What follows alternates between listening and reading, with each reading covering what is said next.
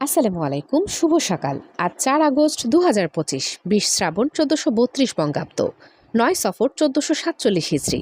জানিয়ে দিচ্ছি বাংলাদেশের স্বনামধন্য কয়েকটি পত্রিকার অনলাইন ভার্সনের শিরোনামসমূহ। প্রথম আলো, জুলাই সনদের প্রতিটি কথা বাস্তবায়ন করতে হবে বলেছেন আখতার। মুক্তিযুদ্ধ বিষয়ক মন্ত্রণালয়, জুলাই অভ্যুত্থানের শহীদদের তালিকা থেকে 8 জনের নাম বাদ। এদিকে খুলনায় ব্যবসায়ীকে গলা কেটে হত্যা। সুনামগঞ্জের পরিবহন শ্রমিকদের অনির্দিষ্টকালের ধর্মঘটের দাগ। আরও কিছু উল্লেখযোগ্য শিরোনামসমূহ হচ্ছে এনসিপির দ্বিতীয় রিপাবলিকের 24 দফা ইশতেহারে যা যা থাকছে। এদিকে সাভারে সাজোয়া যান থেকে ফেলে শিক্ষার্থী ইয়ামিন হত্যা মামলায় এএসআই গ্রেপ্তার। জুলাই ঘোষণাপত্র, ছাত্র জনতাকে ঢাকায় আনতে 8 জোড়া ট্রেন ভাড়া করল সরকার। ফ্লাইট এক্সপার্ট বন্ধ, ব্যবসায়ীদের টিকিট রিফান্ড আতঙ্কে, টাকা ফেরত পাওয়া নিয়ে শঙ্কা। বাংলাদেশের মানুষ আর প্রতিহিংসা প্রতিশোধের রাজনীতি চায় না বলেছেন তারেক রহমান। চলে যাচ্ছে যুগান্তর পত্রিকার পাতায়, জুলাই সনদের সংস্কার কমিশনের সুপারিশ অন্তর্ভুক্তির আহ্বান। বকেয়া বেতন পরিশোধে জনকণ্ঠের মালিকপক্ষকে সাংবাদিকদের আলটিমেটাম। বাংলাদেশকে হালাল পণ্যের হাব হিসেবে গড়তে কাজ চলছে বলেছেন বিডা চেয়ারম্যান। জুলাই অভ্যুত্থানের গেজেট থেকে 8 শহীদের নাম বাদ, তালিকা প্রকাশ করা হয়েছে।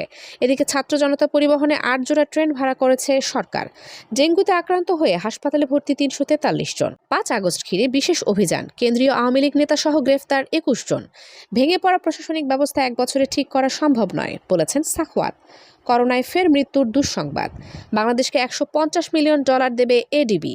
এ মাসে যেভাবে মিলতে পারে টানা 5 দিনের ছুটি। আরও কিছু উল্লেখযোগ্য শিরোনাম হচ্ছে জুলাই ঘোষণাপত্রের খসড়া চূড়ান্ত, উপস্থাপন 5 আগস্ট।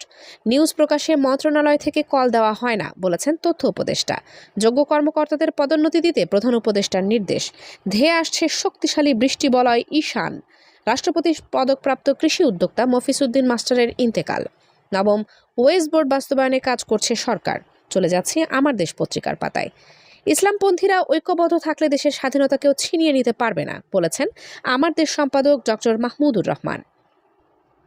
ইসলামের বিরুদ্ধে ষড়যন্ত্র রুখতেই শাপলা আন্দোলন। শাপলা আন্দোলনের মর্মবাণী কেবল ধর্মই নয়, বরং দেশের সার্বভৌমত্ব রক্ষার বিষয় ছিল বলেছেন মাহমুদুর রহমান। ইয়ামিনকে হত্যা করা সেই পুলিশ কর্মকর্তা গ্রেপ্তার। এদিকে এক জাহাঙ্গীরেরই 7,500 কোটি টাকা আত্মসাৎ ও পাচার, দুদকের মামলা। ফ্যাসিবাদের দালাল সাংবাদিকদের অবস্থান সুস্পষ্ট করতে হবে। জুলাইয়ের বিশ্বাসঘাতকদের প্রতিহত করতে হবে বলেছেন ডাক্তার তাহের।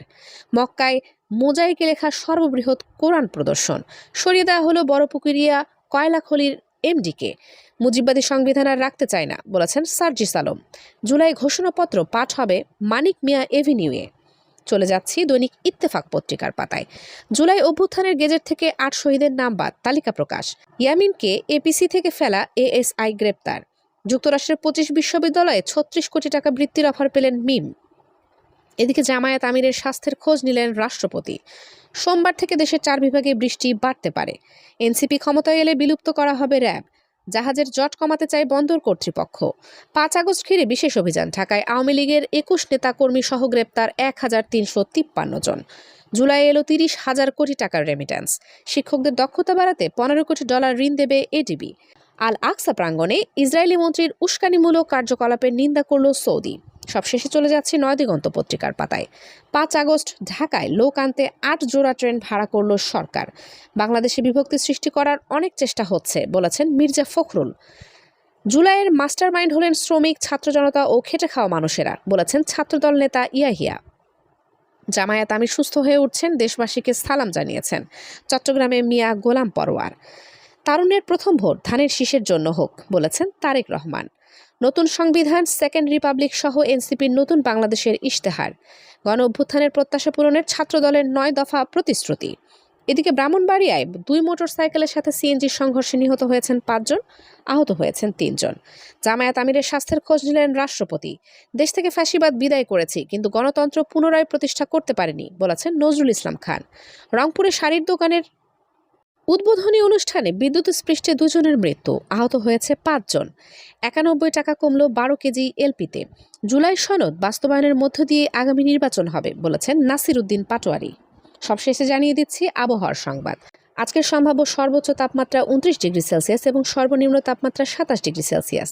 সারা দেশের বিভিন্ন জায়গায় হালকা থেকে মাঝারি বৃষ্টিপাত হতে পারে।